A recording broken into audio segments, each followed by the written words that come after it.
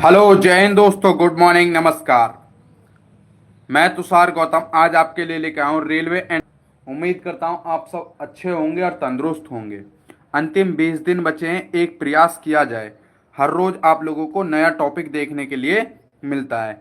कल का टॉपिक क्या था हमारा? कल का टॉपिक पंचवर्षीय योजना था, और आज का जो प्रैक्टिस सेट 2 में जो हमारा टॉपिक है वो क्या? जनगणना। जनगणना और जनगणना 2011 से रिलेटेड ऑल इंपोर्टेंट क्वेश्चन मैं आपको फुल डिटेल में कराऊंगा। ये फुल डिटेल प्रैक्टिस सेट होगा।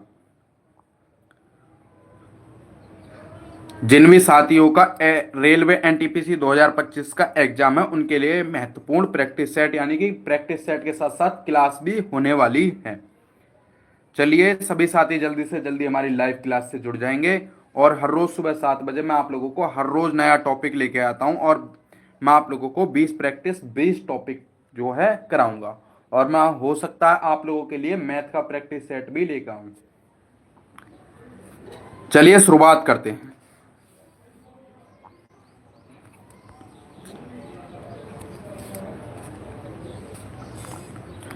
शुरुआत करते हैं जनगणना। किसकी? जनगणना।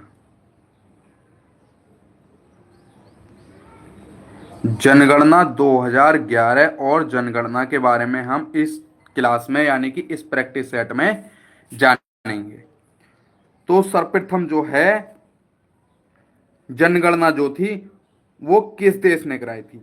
तो विश्व में आधुनिक पद्धति से सर्वप्रथम जनगणना जो है वो किसने कराई थी?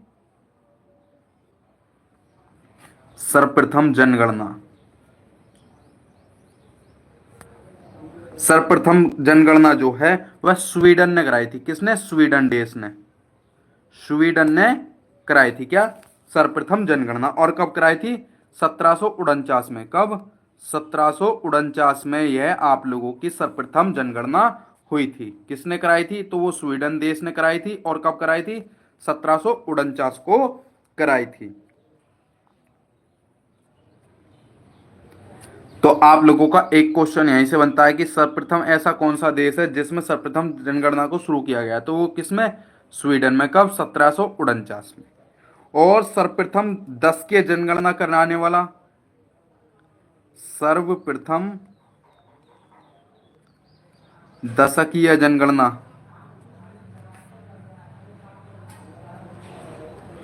सर्वप्रथम दशकीय जनगणना किस देश ने कराई थी? तो वो कराई थी अमेरिका ने। किसने? अमेरिका ने। दशकीय जनगणना मतलब कब कराई थी? 1790 में। 1790 ईस्वी में जो है अमेरिका ने सर्वप्रथम 10 की जनगणना कराई थी। मतलब कि हर 10 साल के बाद जनगणना का शुभारंभ सर्वप्रथम किस देश में किया गया था? तो वो किया गया था आप लोगों का अमेरिका में। और सर्वप्रथम जो जनगणना कराई थी वो किस देश ने कराई थी? तो वो कराई थी स्वीडन ने। कब? 1749 में। और 1790 में जो अमेरिका ने 10 की जनगणना की शुरुआत की थी। तो आप लोगों के महत्वपूर्ण 2 टॉपिक यहां जगह हो चुके हैं। चलेंगे नेक्स्ट टॉपिक पर।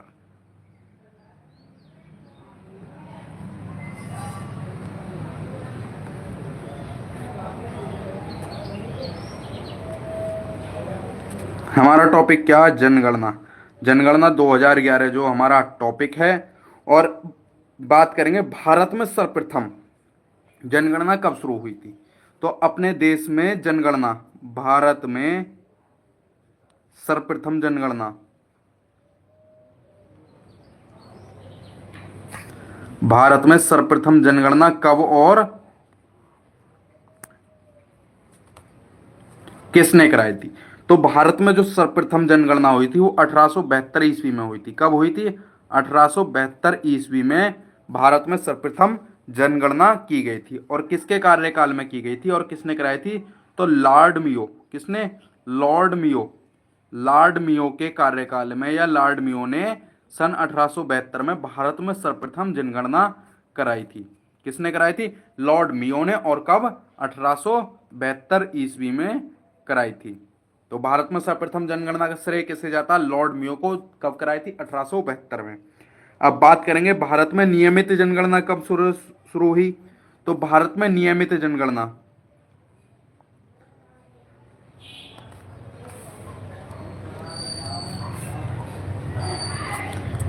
नियमित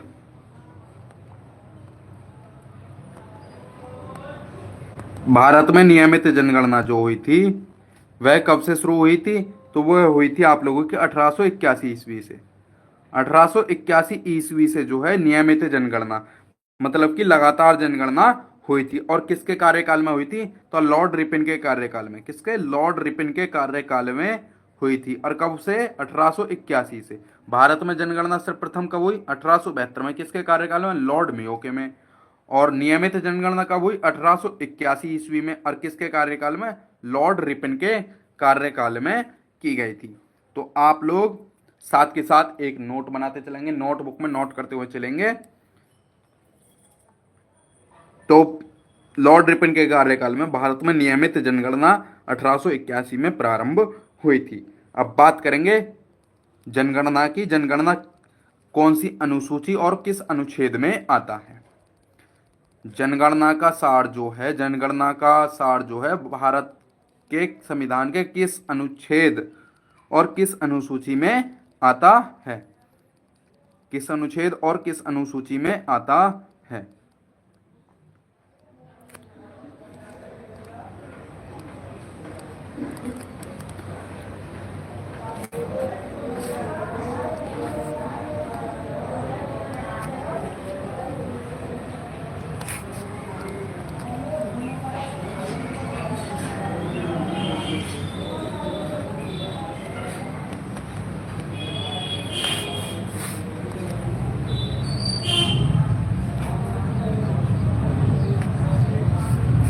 ये क्या हो रहा है?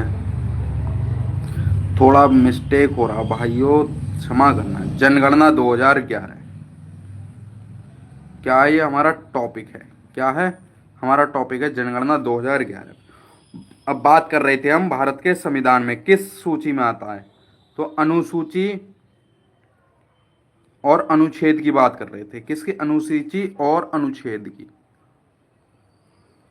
अनुसूची और अनुच्छेद की बात कर रहे थे। तो जनगणना जो है किस अनुसूची में आती है? तो वो 7वीं अनुसूची में आती है। किसमें?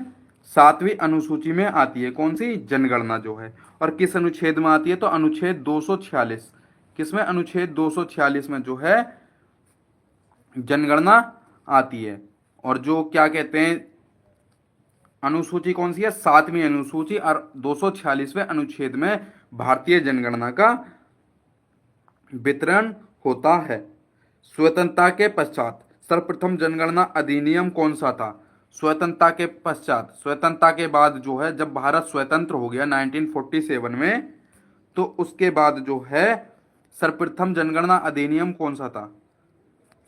सर्वप्रथम जनगणना अधिनियम, सर्वप्रथम जनगणना अधिनियम, सर्वप्रथम जनगणना अधिनियम कौन सा था? तो वो था आपका 1948। कौन सा था? 1948। सर्वप्रथम जनगणना अधिनियम 1948 था। कब? स्वतंत्रता के बाद। किसके बाद? स्वतंत्रता के बाद जो है 1948 अधिनियम था। अब बात करें वर्ष 1961 से।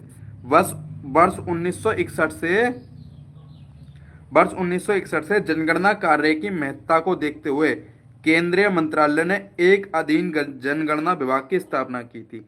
तो 1961 में किसकी? जनगणना, अधीन जनगणना विभाग, अधीन जनगणना विभाग।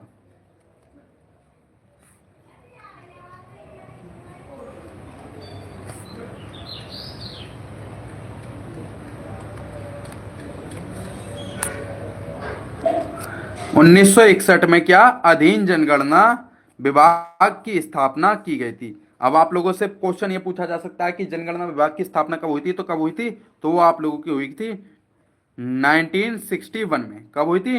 1961 में जो है आपकी जनगणना विभाग की स्थापना हुई थी। किसने की थी? केंद्रीय गृह मंत्रालय ने। किसने की थी? केंद्रीय गृह मंत्रालय ने की थी। अब बात करें तो भारत में, भारत में जो है महाविभाजक वर्ष के रूप में कौन सा जाना जाता है? तो महाविभाजक वर्ष के रूप में कौन सा जाना जाता है? तो 1921। कौन सा? 1921 जो है 1921 1921 को जो है क्या कहते हैं? महाविभाजक वर्ष। महाविभाजक वर्ष जो है 1921 को महाविभाजक वर्ष के रूप में जानते हैं। किसमें? भारत के इतिहास में। जो 1981 की जनगणना थी उसे हम महाविभाजक वर्ष के नाम से भी जानते हैं। तो ये थे आप लोगों के अभी तक के इंपॉर्टेंट क्वेश्चंस। चलते रहेंगे, आप लोग क्लास से सभी साथी जल्दी से जल्दी जुड़ जाएंगे। अब बात करेंगे वर्ष 2011 की जनगणना की। किसकी? वर्ष 2011 की जनगणना की। सभी साथी एक बार नोट करते हुए चलेंगे बातों को। जितने भी मैं क्वेश्चन कराऊंगा ये आप लोगों के लिए इंपॉर्टेंट होने वाले हैं और हर एक क्वेश्चन यहाँ से जरूर आएगा। अब बात करें जनगणना 2011। जनगणना 2011 जो है वह स्वतंत्र भारत की। किसकी? स्वतंत्र भारत की। स्वतंत्र भारत की केवी 7वीं जनगणना है। केवी 7वीं जनगणना है। 2011 जो है 2000 जनगणना 2011 जो स्वतंत्र भारत की केवी 7वीं जनगणना है। केवी जनगणना आप लोगों की? तो ये 7वीं जनगणना है। और बात करें वर्ष 2011 जो है 10 की जनगणना थी। 10 की जनगणना केवी थी? तो वह 10 की जनगणना जो है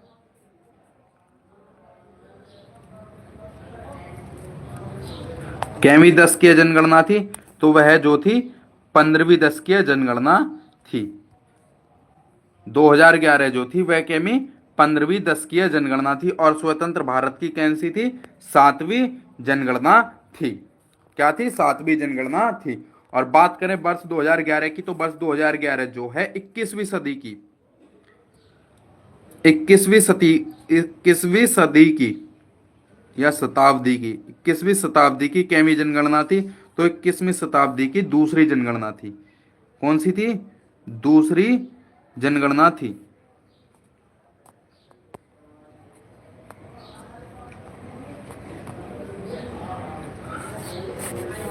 इक्कीसवीं शताब्दी की कौन सी जनगणना थी? तो यह दूसरी जनगणना थी। कौन सी? वर्ष 2011 जो था 2011 जनगणना का स्वतंत्रता के बाद 7वीं जनगणना थी। 10 की वैसे 15वीं जनगणना थी टोटल। और 21वीं शताब्दी की यह कौन सी जनगणना थी? दूसरी जनगणना थी।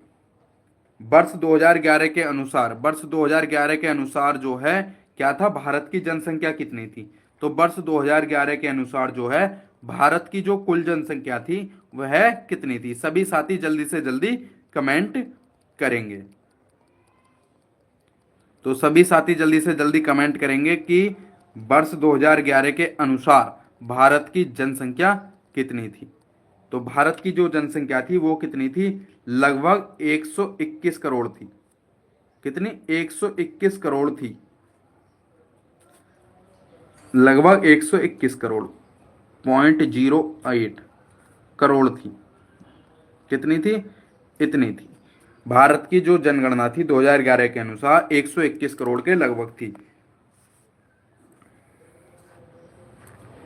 वर्ष 2011 के अनुसार जो है भारत में कुल जनसंख्या में से जो टोटल जनसंख्या थी इसमें से 51.47% कौन थे?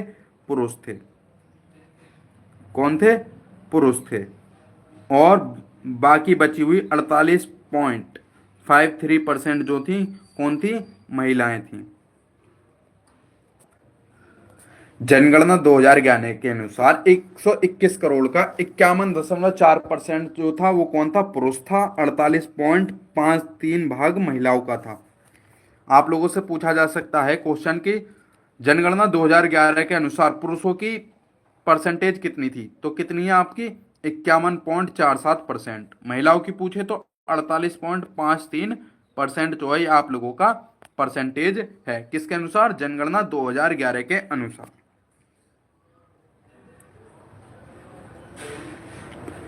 अगर बात करें तो जो भारत की जनसंख्या थी वह विश्व की कितनी जनसंख्या का भाग था?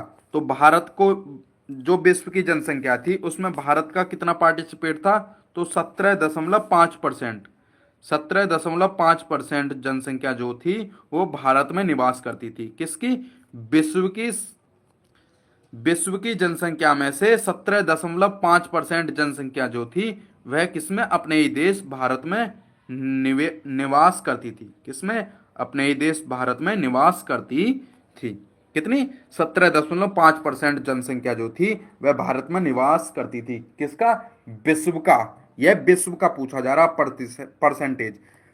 विश्व के परसेंटेज के अनुसार भारत में 17.5% लोग रहते थे। अब बात करेंगे और क्या और है? वर्ष 2011 की जनगणना के अनुसार भारत की कुल जनसंख्या में एससी की कुल जनसंख्या जो थी कितनी थी? 20 करोड़ के लगभग थी, जो पूरे देश की कितनी थी? 16% थी। कितनी थी? 16%। अब बात कर रहे हैं वर्ष 2011 में अनुसूचित जनजाति मतलब एससी की जनसंख्या कितनी थी? जनगणना 2011 के अनुसार एससी जनसंख्या, एससी जनसंख्या कितनी थी? तो एससी की जनसंख्या जो थी वह लगभग 20 करोड़ थी। कितनी थी? लगभग 20 करोड़ जनसंख्या निवास करती थी भारत में। कौन? एससी अनुसूचित जाति जो है निवास करती थी, जो कि पूरे भारत का कितना परसेंट था? 16.6%। पूरे भारत में जो 100%, पूरे भारत में जो 100% था, 100% जो लोग निवास करते हैं उसमें से 16%, 16.6% जो थे वो कौन लोग थे? तो वो एससी की जनसंख्या थी। मतलब एससी लोग थे। जो अनुसूचित जनजाति में लोग आते हैं वह 16.6% थे। मेरा एक एग्जाम था उसमें डायरेक्ट यही पूछा था कि एससी जनसंख्या का परसेंटेज कितना था 2011 के अनुसार? तो कितना था? 16.6% जो था वह टोटल 100% जो भारत की जनसंख्या थी उसमें से 16.6% जनसंख्या जो थी एससी मतलब अनुसूचित जनजाति थी।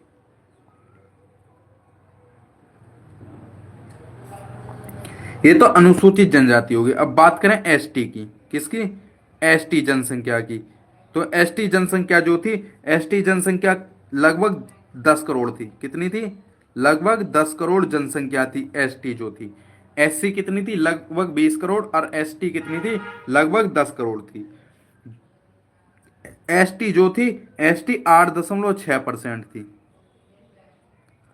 8.6% जो थी एसटी निवास करती थी। कहां पर? अपने ही देश भारत में। और 16.6% जो थी एससी लोग जो है निवास करते हैं। अनुसूचित जनजाति जो है कितने निवास करते थे भारत में? 16.6%। और अनुसूचित जनजाति वाले लोग कितने निवास करते थे? 8.6% लोग जो है वह भारत में निवास करते थे। तो आप लोगों के लिए यह टॉपिक जो बहुत महत्वपूर्ण है, आप लोग इस टॉपिक को जो है साथ के साथ नोट करते चलेंगे। अगर आप लोगों को क्लास अच्छा है, यूजफुल लग रहा तो क्लास को एक बार लाइक एंड शेयर जरूर करते रहना। तो आप लोग ये टॉपिक या स्क्रीनशॉट ले सकते हैं। चलेंगे नेक्स्ट। नेक्स्ट क्या है? नेक्स्ट है हमारा क्या है? नेक्स्ट है वर्ष 2011 की जो जनगणना हुई थी उसका आदर्श वाक्य क्या था? कोई साथी मुझे बताएगा कि आदर्श वाक्य क्या था 2011 की जनगणना का? 2011 की जनगणना का आदर्श वाक्य क्या था? तो आदर्श वाक्य क्या था आप लोग कमेंट में बताएंगे।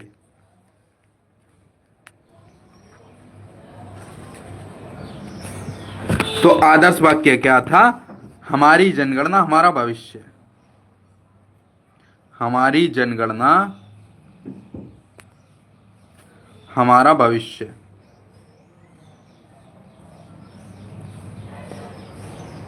जो 2011 में जनगणना हुई थी उसका आदर्श वाक्य क्या था? हमारी जनगणना हमारा भविष्य जो है यह आदर्श वाक्य था। तो आप लोगों से क्वेश्चन डायरेक्ट पूछा जा सकता है कि जनगणना 2011 का आदर्श वाक्य क्या था, तो वो क्या था, हमारी जनगणना हमारा भविष्य जो है, यह जो है 2011 की जनगणना का आदर्श वाक्य है। स्वतंत्र भारत के प्रथम जनगणना कब प्रारंभ हुई? स्वतंत्र भारत के बाद जो जनगणना प्रारंभ हुई थी, स्वतंत्र भारत के बाद सर्वप्रथम जनगणना कब हुई थी? तो सर्वप्रथम जो है कब हुई थी? 1951 में। कब हुई थी? 1951 में।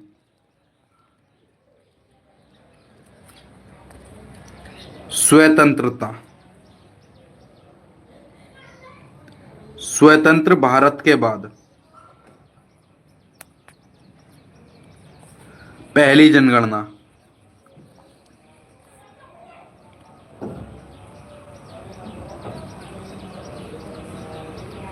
पहली जनगणना जो थी वो कब हुई थी? तो 1951 ईस्वी में हुई थी। कब हुई थी? 1951 ईस्वी में स्वतंत्र भारत की प्रथम जनगणना हुई थी। और स्वतंत्र भारत की प्रथम जनगणना के समय जनगणना आयुक्त कौन थे? तो जनगणना आयुक्त कौन थे भारत के, जब स्वतंत्र भारत की जनगणना हुई थी? तो वो कौन थे? जनगणना आयुक्त जो थे वो भारत के कौन थे? तो वो थे आर ए गोपाल स्वामी। कौन थे? आर ए गोपाल स्वामी जो है,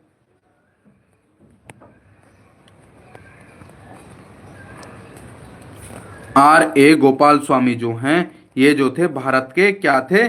जनगणना आयुक्त थे। कब? स्वतंत्र भारत के बाद जो पहली जनगणना हुई थी उसके जो जनगणना आयुक्त कौन थे? आर ए गोपाला स्वामी।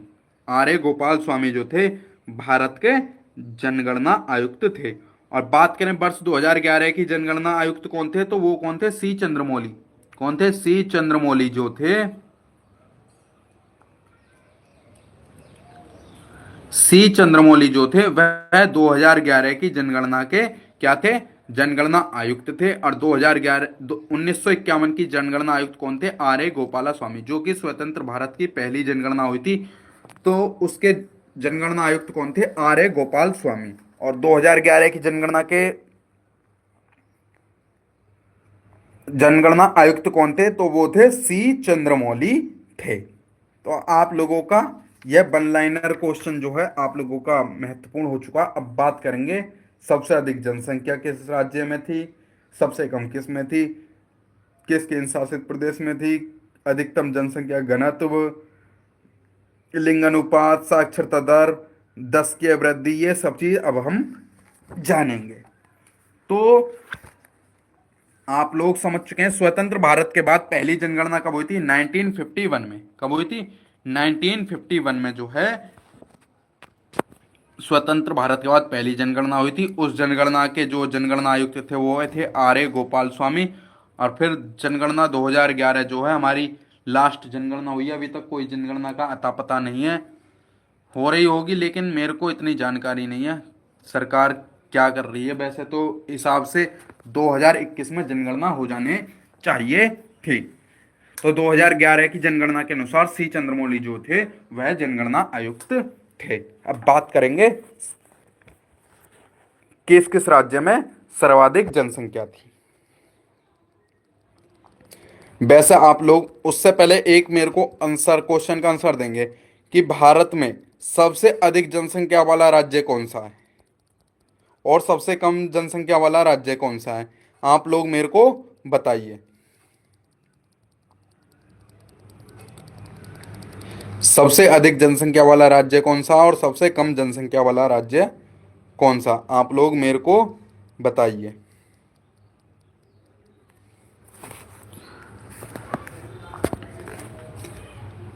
अब इधर हम दो भागों में बांट के चलेंगे।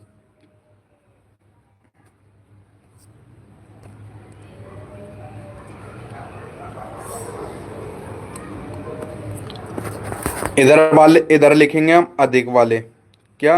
अधिक वाले। और इधर न्यूनतम, न्यूनतम जनसंख्या। जो सबसे अधिक जनसंख्या भारत में वर्तमान समय में किस राज्य की है, तो वो है आपके उत्तर प्रदेश की। किसकी? यूपी की। यूपी की जो है सबसे अधिक जनसंख्या भारत में है। कभी कभी आप लोगों से ये भी पूछा जाता है कि दूसरे नंबर पर सबसे अधिक जनसंख्या किस राज्य की है, तो वो किसकी है? महाराष्ट्र की। किसकी है? महाराष्ट्र की। किसकी है? महाराष्ट्र राज्य की जनसंख्या सेकंड नंबर पर आती है। और थर्ड नंबर पर किसकी आती है? तो थर्ड नंबर पर आता है आपका बिहार। ये तीन राज्य हैं जिनकी जनसंख्या सबसे अधिक है। और न्यूनतम जनसंख्या की बात करें तो आप लोग ने आंसर नहीं दे पाए, तो सिक्किम। सिक्किम जो है सबसे कम जनसंख्या वाला राज्य है। उससे ज्यादा जनसंख्या जो किसमें है? मिजोरम में है।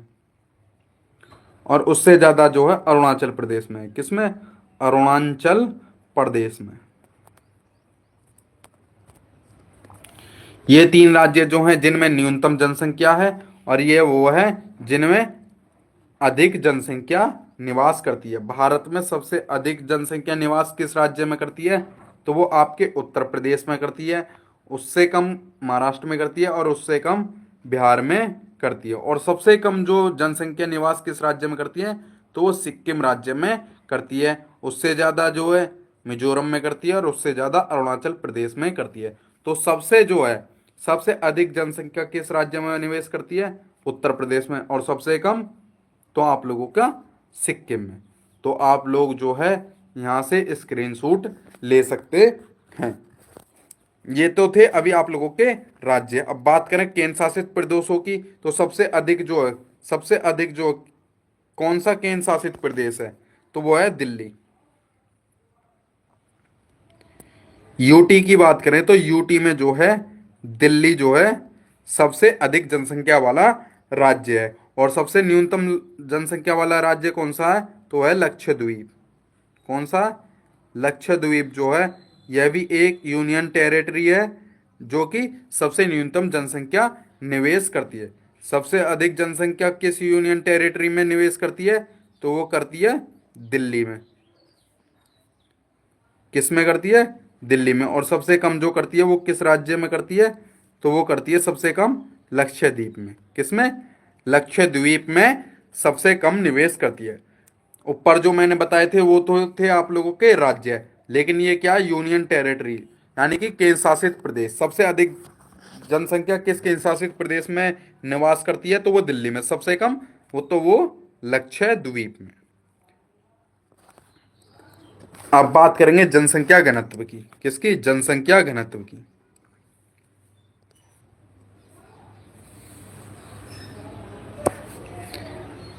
बात करेंगे जनसंख्या घनत्व।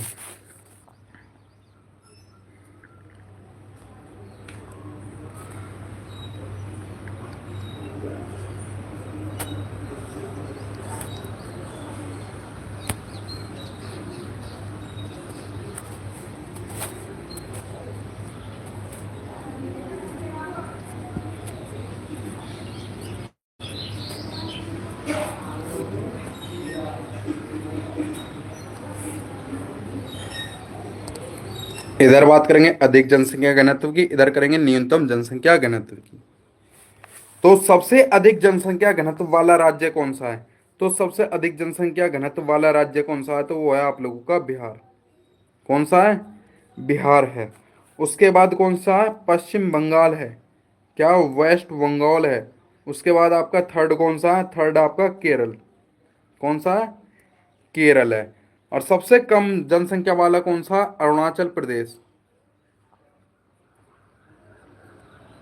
सबसे कम जनसंख्या घनत्व वाला राज्य कौन सा है? तो वह है अरुणाचल प्रदेश। उसके बाद है मिजोरम। उसके बाद है सिक्किम।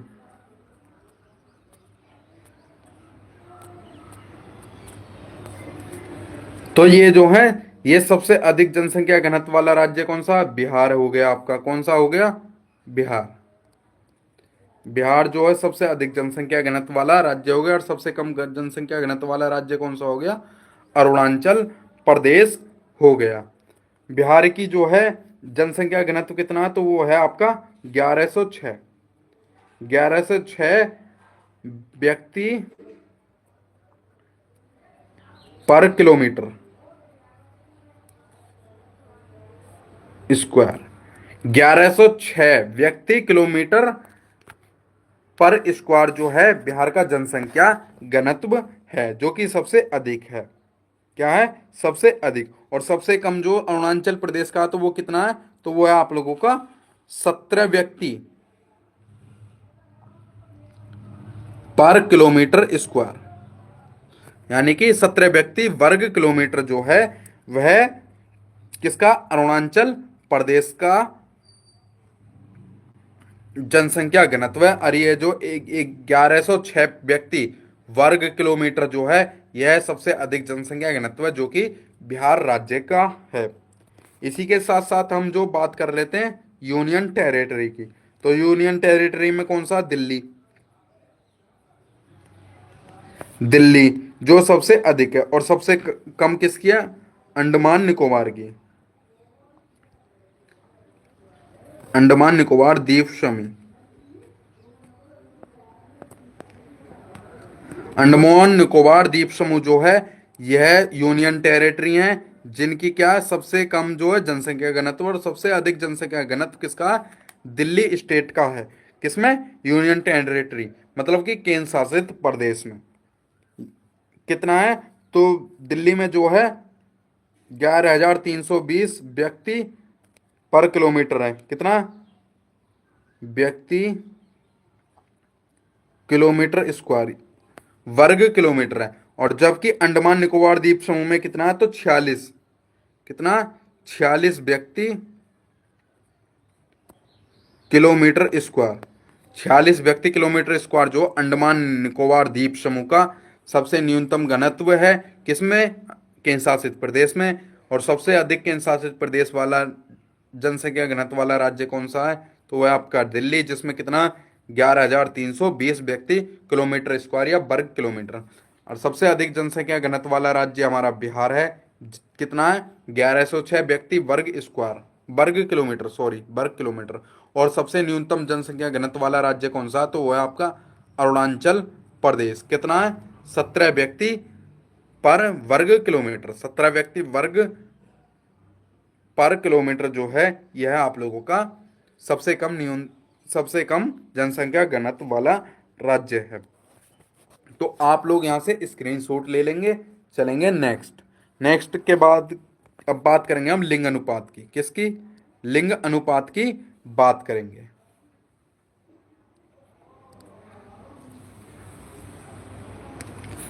किसकी?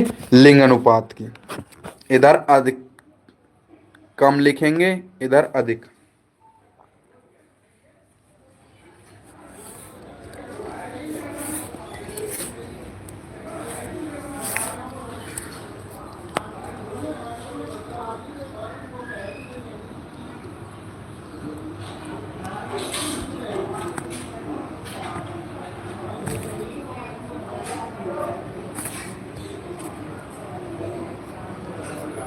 कम को हम क्या बोलते हैं? न्यूनतम भी बोलते हैं।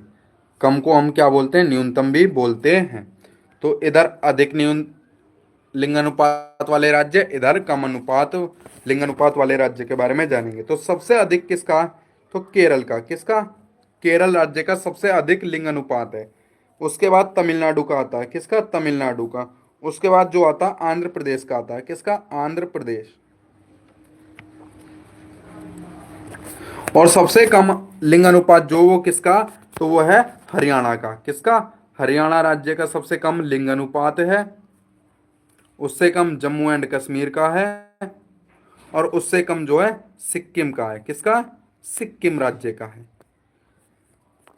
तो सबसे अधिक लिंग अनुपात वाला राज्य कौन सा है? तो वो है केरल। कितना? 1,084।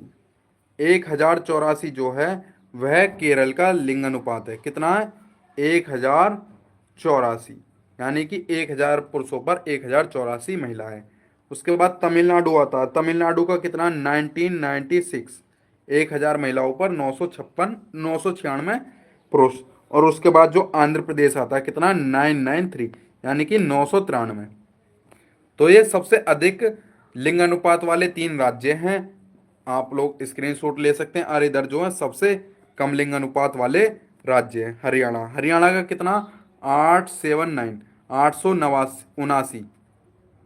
879 जो है 1000 महिलाओं पर 879 पुरुष हैं, जबकि जम्मू कश्मीर पर 889 हैं, और जबकि सिक्किम पर कितने हैं? सिक्किम पर जो है 890 हैं। 1000 पुरुषों पर 800, सॉरी 1000 महिलाओं पर 890 पुरुष हैं, सॉरी 1000 पुरुषों पर 890 महिलाएं हैं। तो सबसे अधिक लिंग अनुपात वाला राज्य केरल, कितने? 1084। सबसे कम लिंग अनुपात वाला राज्य हरियाणा, कितना? 879। सबसे अधिक लिंग अनुपात वाला राज्य केरल, 1000 पुरुषों पर 1084 महिलाएं। सबसे कम हरियाणा, 1000 पुरुषों पर 879 महिलाएं।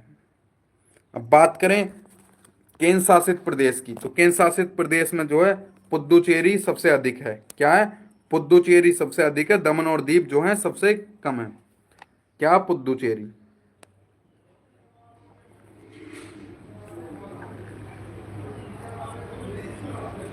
केंद्र शासित प्रदेश में पुडुचेरी जो है सबसे अधिक है।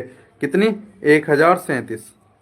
1000 पुरुषों पर कितनी महिलाएं? 1037 है। और कम लिंग अनुपात वाला राज्य कौन सा है केंद्र शासित प्रदेश? वो है दमन व दीव। दमन व दीव। दमन और दीव जो है वह सबसे कम लिंग अनुपात वाला केंद्र शासित प्रदेश है। कितना? 618, यानी कि 1000 पुरुषों पर मात्र 618 महिलाएं हैं। और सब पुडुचेरी में 1000 पुरुषों पर 1037 महिलाएं हैं। तो जन सबसे अधिक लिंग अनुपात वाला केंद्र शासित प्रदेश कौन सा? पौंडुचेरी। कितना? 1037। सबसे कम लिंग अनुपात वाला राज्य दमन व दीव, कितना? 618। सबसे अधिक लिंग अनुपात वाला भारत का राज्य केरल, कितना? 1084। और सबसे कम लिंग अनुपात वाला भारतीय राज्य हरियाणा, कितना? 879। कितना? 879। आप लोग यहां से स्क्रीनशॉट ले सकते हैं। क्या करेंगे? स्क्रीनशॉट ले लेंगे सभी साथी। अब बात करेंगे साक्षरता दर की। किसकी? साक्षरता दर की हम जो है अब बात करेंगे। तो मैं आप लोगों को पूरा टॉपिक बिल्कुल क्लियरली आप लोगों को करके चल रहा हूं। तो इस टॉपिक में आप लोगों को अगर अच्छा लग रहा हो तो क्लास को लाइक एंड शेयर जरूर करते रहना। अब हमारा टॉपिक क्या? साक्षरता दर।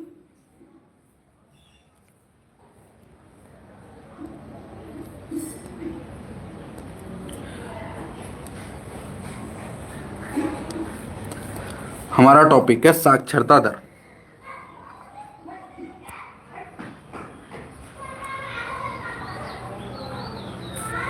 इधर कम, जिसे हम न्यूनतम बोलते हैं, इधर अधिक।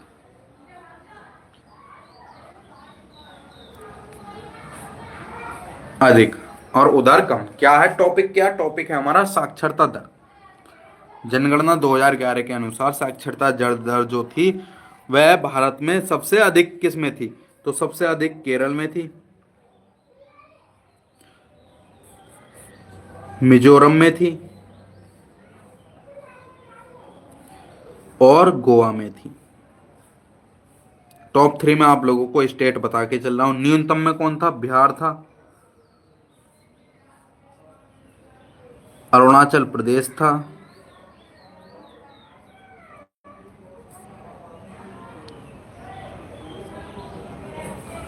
और राजस्थान था। ये क्या है?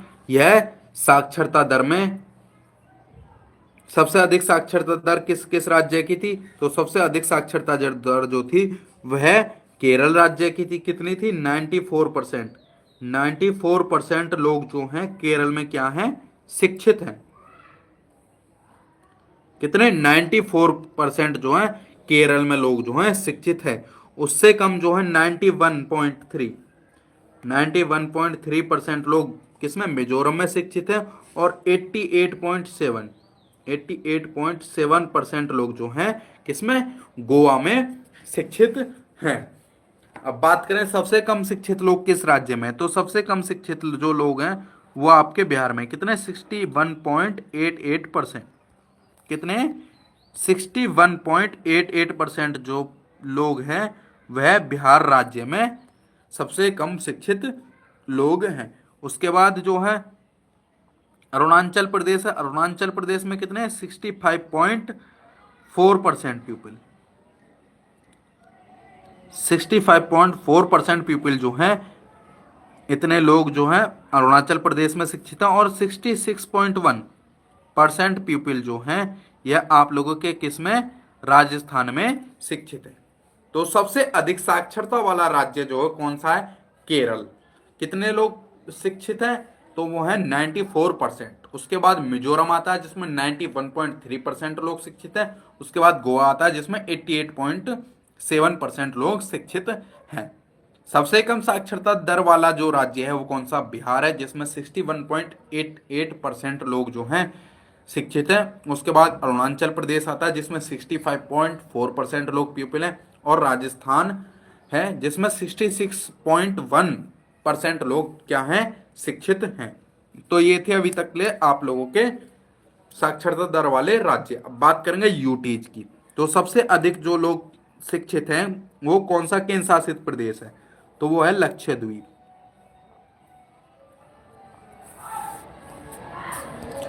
लक्षद्वीप जो है यह केंद्र शासित प्रदेश है और इसमें जो है कितने लोग 91.8%, 91.8% लोग जो हैं शिक्षित हैं।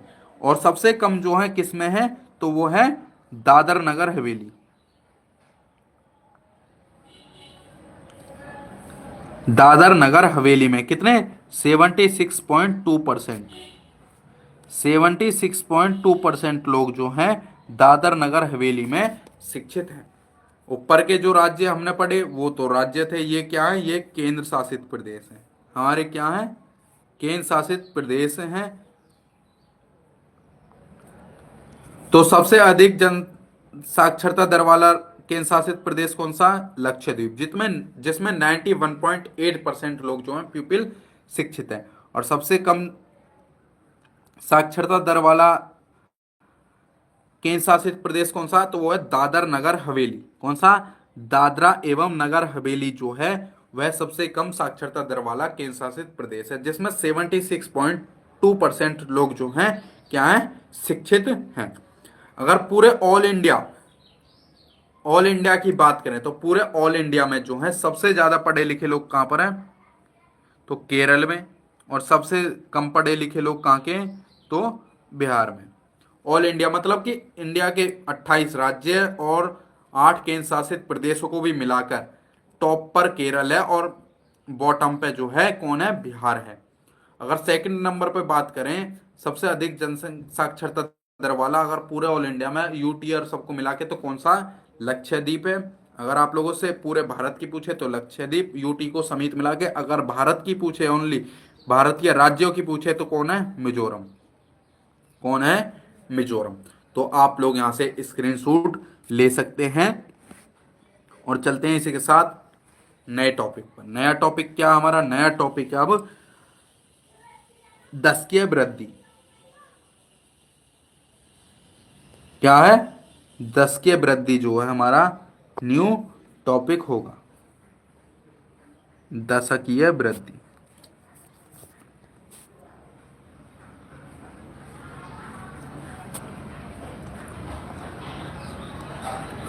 इधर लिखेंगे हम कम वाले, उधर लिखेंगे अधिक वाले। इधर अधिक वाले राज्य और उधर कम वाले राज्य। तो सबसे अधिक दशकीय जनसंख्या वृद्धि किस में हुई थी, तो किस में हुई थी, मेघालय राज्य में हुई थी। किस में, मेघालय में। किस में हुई थी, मेघालय राज्य में हुई थी। कितनी हुई थी, तो 27.95%, मतलब कि 28% के लगभग। कितनी, 28% के लगभग जो थी मेघालय में दशकीय जनसंख्या वृद्धि सबसे अधिक हुई थी। उसके बाद जो है किस में हुई थी, अरुणाचल प्रदेश में। किसमें, अरुणाचल प्रदेश में। कितनी हुई थी, उसमें हुई थी 26.03%, मतलब लगभग 26% हुई थी। थर्ड नंबर पर कौन सा आता है, थर्ड नंबर पर आता है बिहार। बिहार, बिहार में कितनी हुई थी? लगभग 25% के बराबर जो है बिहार में दशकीय वृद्धि हुई थी। सबसे अधिक मेघालय में कितनी? 27.95% हुई थी। और सबसे कम जो वृद्धि हुई थी वो कहाँ हुई थी? नागालैंड में। कहाँ पर? नागालैंड में। कितनी हुई थी? 0.58। 0.58%, जो कि क्या है? ऋणात्मक है। क्या है? ऋणात्मक। ऋणात्मक। उसके बाद जो है केरल में हुई थी। किसमें? केरल में। केरल में कितनी हुई थी? 4.91%, लगभग 5% के बराबर जो है दस के वृद्धि जो है केरल में हुई थी। उसके बाद आता थर्ड नंबर पर गोवा। गोवा में लगभग 8.23% हुई थी। कितनी हुई थी? 8.23% हुई थी। सबसे कम दस के वृद्धि वाला राज्य कौन सा है? तो वो है नागालैंड। कितनी? 0.58%, जो कि ऋणात्मक में है। और सबसे अधिक जनसंख्या दस के वृद्धि वाला राज्य कौन सा है? मेघालय। कितनी? 27.95%, लगभग 28% जो थी यह थी। और केंद्र शासित प्रदेश की बात करें तो केंद्र शासित प्रदेश में दादर नगर हवेली, दादर नगर हवेली जो है वह टॉप पर है, जिसमें कितनी? 55.88%। कितनी? 55.88% जो है वृद्धि हुई थी। किसमें? नागालैंड में, ओ सॉरी, दादर नगर हवेली में। और सबसे कम हुई थी लक्षद्वीप में। किसमें? लक्षद्वीप में।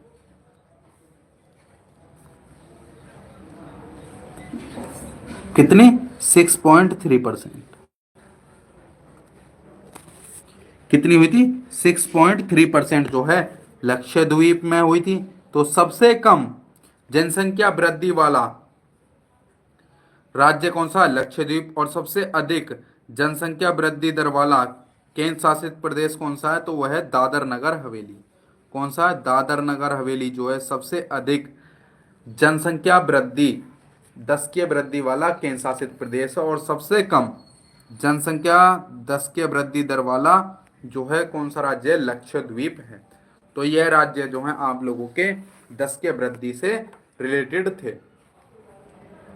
सबसे अधिक जो जनसंख्या वृद्धि हुई थी वो किस राज्य में हुई थी? मेघालय राज्य में।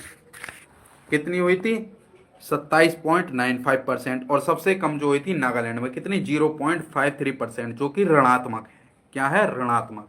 और सबसे अधिक दस के वृद्धि वाला केंद्र शासित प्रदेश कौन सा? तो वह दादर नगर हवेली। कितनी? 55.88%। और सबसे कम लक्षद्वीप। सबसे कम दस के वृद्धि दर वाला जो है केंद्र शासित प्रदेश कौन सा? लक्षद्वीप, जिसमें कितना था? 6.3% था। कितना था? 6.3% था।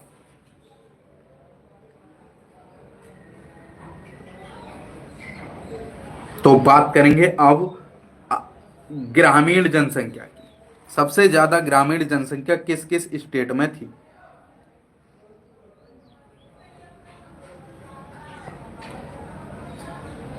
सबसे अधिक ग्रामीण जनसंख्या।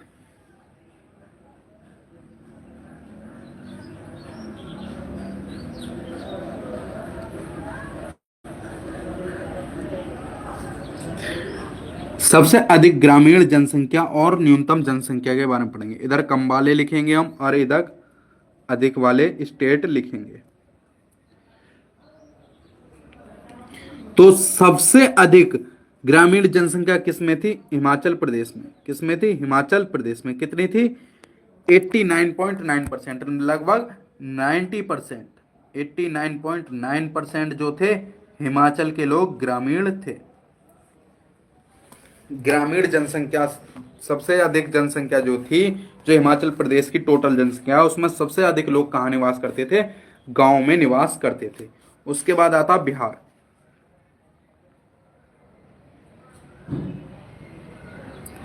बिहार में 88.75%। बिहार के गांव में जो है 88.7% लोग जो है निवास करते थे। और थर्ड नंबर पर आता असम। कौन सा था? असम, जिसमें 85.9% 85.9% लोग जो है ग्रामीण निवास करते थे। तो सबसे अधिक गांव में जनसंख्या किस राज्य में थी? तो हिमाचल प्रदेश में। और सबसे कम किस में थी? तो गोवा में। किसमें? गोवा में। कितनी थी? 37.83%। कितनी थी? 37.83% जो है पब्लिक गोवा में गांव में निवास करती थी। उसके बाद मिजोरम आता है। क्या आता है? मिजोरम।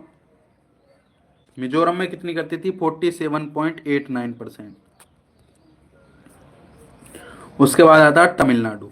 कौन सा आता है? तमिलनाडु। तमिलनाडु में 51.6% जो है क्या थी? पब्लिक जो है गांव में निवास करती थी। तो सबसे अधिक जनसंख्या जो थी गांव में निवास करने वाली किस राज्य में थी? तो वो थी हिमाचल प्रदेश में। किस में थी? हिमाचल प्रदेश में। किसमें? हिमाचल प्रदेश में जो है सबसे अधिक ग्रामीण जनसंख्या जो थी हिमाचल प्रदेश में निवास करती थी। वैसे बात करें तो सबसे अधिक ग्रामीण जनसंख्या जो थी किस राज्य में है? उत्तर प्रदेश में है। किसमें? सबसे अधिक जो है वो किसमें है? तो वो तो आप लोगों के उत्तर प्रदेश में है। लेकिन यहां पर क्या बात हो रही है? परसेंटेज की बात हो रही है। तो 89.9% लोग जो हैं हिमाचल प्रदेश के गांव में निवास करते हैं। और सबसे कम जो है गोवा में 37.8383% जो लोग हैं वह गांव में निवास करते हैं। सबसे अधिक वैसे बात करें तो सबसे अधिक गांव में निवास करने वाली पब्लिक किस राज्य में है? तो उत्तर प्रदेश में है। किसमें? उत्तर प्रदेश में।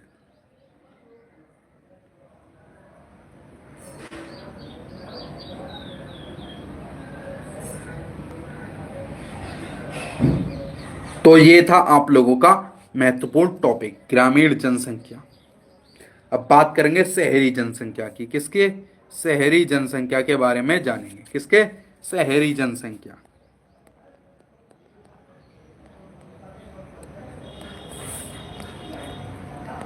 शहरी जनसंख्या सबसे अधिक जो शहर में जनसंख्या किस राज्य में करती थी? तो आप लोग जानते होंगे जब सबसे कम गोवा में लोग गांव में रहते हैं तो सबसे अधिक शहर में लोग कहाँ रहते होंगे? वो आप लोगों को पता पड़ गया होगा। गोवा में कितने? 62.17%।